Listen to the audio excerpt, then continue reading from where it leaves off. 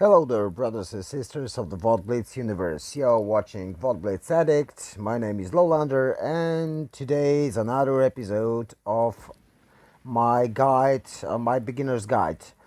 I want to say huge thanks to my clanmates Curie and Spartan 1980, but also all the rest of my clanmates for giving me suggestion. What should I put in to make this guide as full as it can possibly be.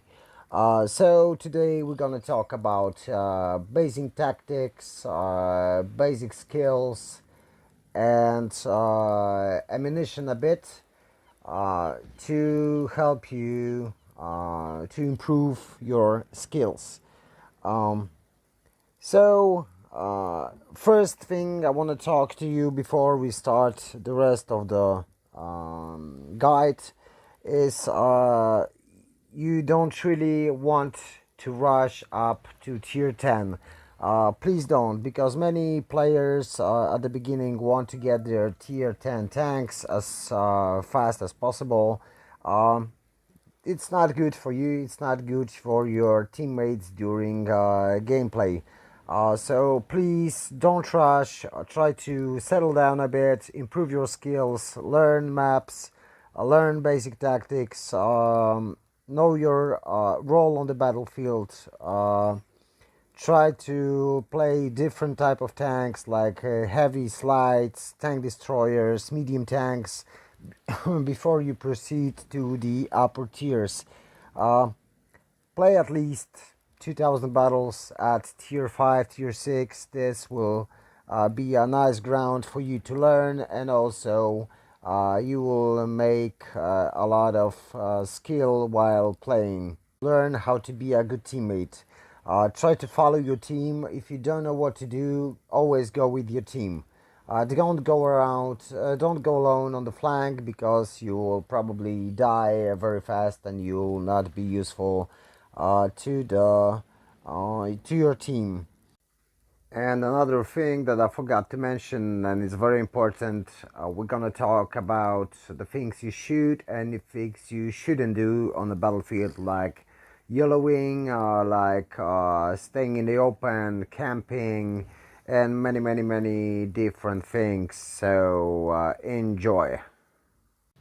Well, when I was talking about yellowing, here's a prime example of what not to do where being a light tank in the game. I knew this map quite well, so I was able to survive this, but you should avoid doing this stuff while you're playing. So don't yellow for the first, and you will see what I'm talking about yellowing. Okay, we can spot some enemies, we can avoid enemy fire, we can luckily even bounce a shot. So okay, we spotted the whole enemy team, but that doesn't change the fact that we were close to dying. So please just don't do it. And here is another prime example of yellowing. You will see in a moment that AMX coming from the top of a hill. Yep, that's the one. The other thing is camping. Please don't camp. Don't sit in the back of the battlefield for all the battle. You can, of course, you can sit in the back as long as you have targets to shoot at. Then you're sniping. That's the main difference between sniping and camping. As long as you have targets available and you're dealing damage, you're sniping. But if you don't have any targets available, you should move up with the front. So with your tanks, just in the support, just to support your tanks. Because otherwise, this is camping, not a sniping. And that won't give your team any, won't do your team any good. So please don't camp. If you playing tank destroyer, you can snipe with it, you can stay at the back as long as you have targets available. As you can see, we still have targets available, so that's why we are here. But if we didn't have any, we should move forward to support our team. Okay, here's another example of what you shouldn't be doing. So facing your enemy sideways. Always try it to, with this tank you can face it frontally, so you will show your uh, thick armor, but try to angle your tank as much as you can, like this. As you can see, the sides are protected. Right now they aren't, but yeah, now they're protected. The front is protected, the sides are protected. You can always aim at weak spots, like the drive wheels or like the lower plate. But as you can see, I can't really penetrate the armor, and I'm shooting with T29, which has almost 200 millimeters of penetration, average penetration.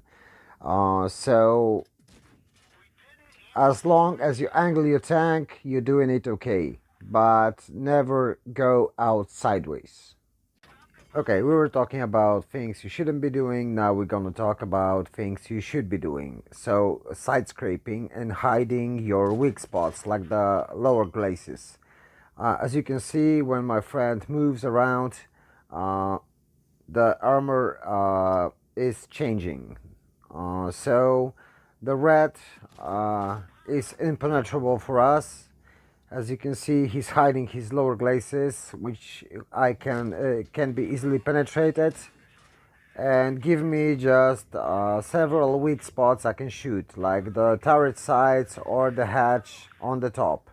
And now he'll be just moving back and forward just a bit. He's over angling, as you can see, but when he angles his armor correctly, it's very hard to penetrate, to shoot the weak spots, because he's moving constantly.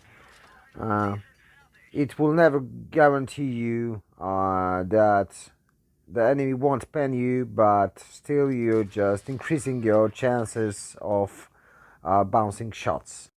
Okay, another thing you should do is using the hard and soft cover. By soft cover, I mean bushes that will help you to stay undetected, and by hard cover, I mean rocks, buildings, and everything that can help you to stay in the cover, not in the open. You shouldn't be staying at the open in general. Try to hide your tank as much as possible. Uh, like you can see here, I'm shooting and I'm pulling back while I'm reloading, so I can be shooted back. Uh, as long as I can shoot, I'm not willing to take enemy fire. So the best thing you can do is to hide while reloading and use hard and soft cover. Also, try always to use cover. Try not to stay in the open. Because when you stay in the open, you will be very quickly wrecked. Okay, so we're gonna talk about map awareness now. What does that mean? It's reading the map, looking at your team and your enemy's team. As you can see, we have 3 mediums and a light tank, and the enemy has also 3 mediums and a light tank. That probably will give you the route of their attack. As we predicted, they are attacking through the medium route, because you have to know there are always 2 routes on every map. One for heavy tanks and one for medium tanks, medium and light tanks. As you can see, we have spotted just 2 enemies. That's we're not yoloing, not pushing forward too much. We're just looking to find another enemies. Our light tanks being in the middle, so we know that there are not many tanks here, but still we don't want to push too much, just want to clear the enemies. We can take one from the steward because he doesn't can't really hurt us that much. And you can see we are using hard cover as much as possible. So looking at your minimap is also very important when you're trying not to use your sniper mode, where it's not really helping you to aim at enemy targets. If you're going out, just try to look at your minimap as much as you can. We're trying to push in here, we're gonna take some shots, we can bounce some shots, but now we can permanently spot the Herzer, which gives our team opportunity to shoot him. And as you can see, we're using hard cover, we're moving backwards and forwards to not give our enemy any easy shots. And as you can see, he's bailing because he can't do nothing to us. And also we have a rock in the front of us. That's why no one from the other side can't really attack us. So map awareness. Look at your minimap. Try to look at your minimap as much as you can. Just like every 10 seconds, 5 seconds if needed. When you see the enemies, you know where they can shoot you from. As you can see, we weren't putting ourselves to enemy fire by using cover. And here you're gonna see again that even though this KV-1 is not looking at us, we just give him a little bit, just the smallest possible target that he could shoot. And that's what you call the map awareness and reading the map. And that's all for today. Hope you enjoyed it. Hope it gave you some advice that will improve your skill even just a bit. If you liked my videos, please subscribe. Please give me thumbs up so I know I'm doing useful stuff for you guys. Take care, bye bye, and see you on the battlefield.